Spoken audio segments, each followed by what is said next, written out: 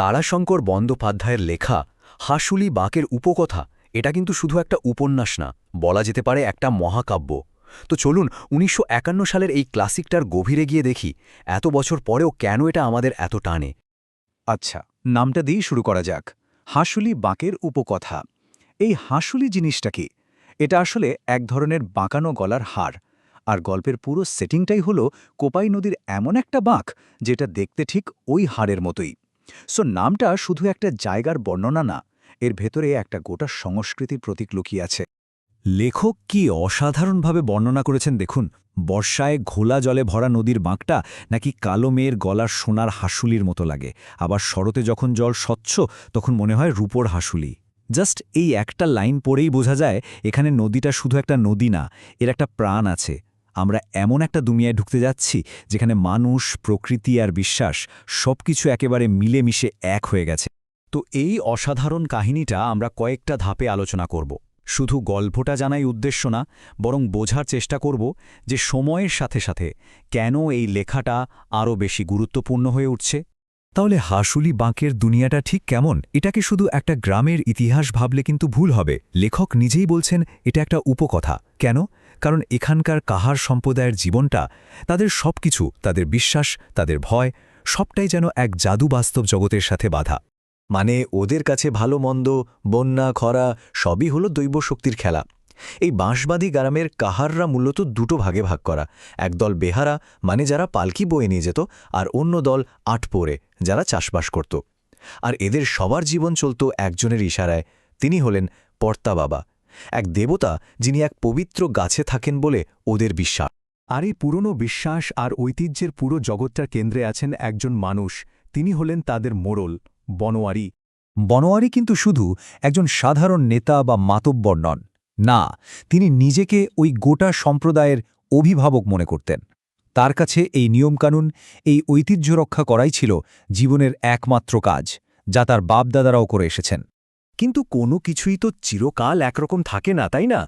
এই শান্ত পুরনো দুনিয়াটা এবার ভাঙতে চলেছে, আর এই ভাঙনের প্রতীক হয়ে আসছে নতুন প্রজন্মের একজন করালি। এই যে বনোয়ারি আর করালির সংঘাত, এটা আসলে দুজনের ব্যক্তিগত লড়াই না, এটা হলো দুটো আলাদা যুগের লড়াই। একদিকে আছে বনোয়ারির ঐতিহ্য, পুরনো বিশ্বাস, আর অন্যদিকে আছে করালির বিদ্রোহ, যুক্তি আর সবকিছুকে প্রশ্ন করার সাহস।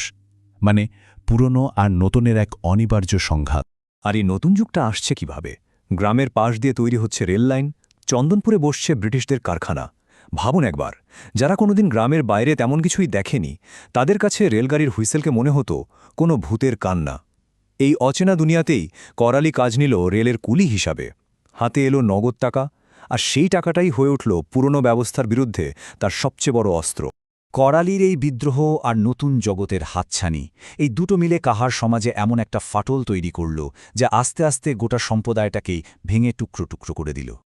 এই ভাঙনটা কিন্তু একদিনে হয়নি, পরপর কয়েকটা ঘটনা পুরো সমাজটাকে নাড়িয়ে দেয়।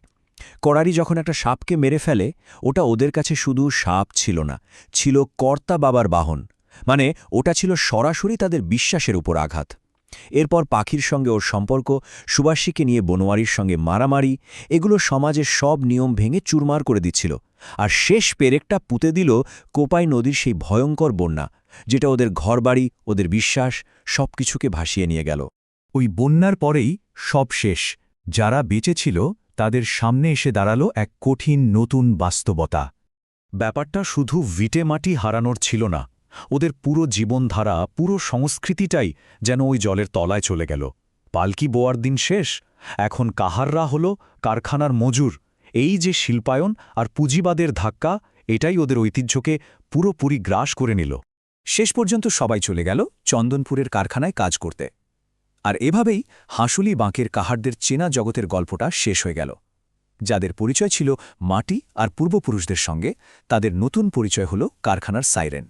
কিন্তু প্রশ্ন হল, ৭০ বছরেরও বেশি আগে লেখা একটা গল্প নিয়ে আমরা আজকেও কেন এত কথা বলছি? কেন এটা এত গুরুত্বপূর্ণ?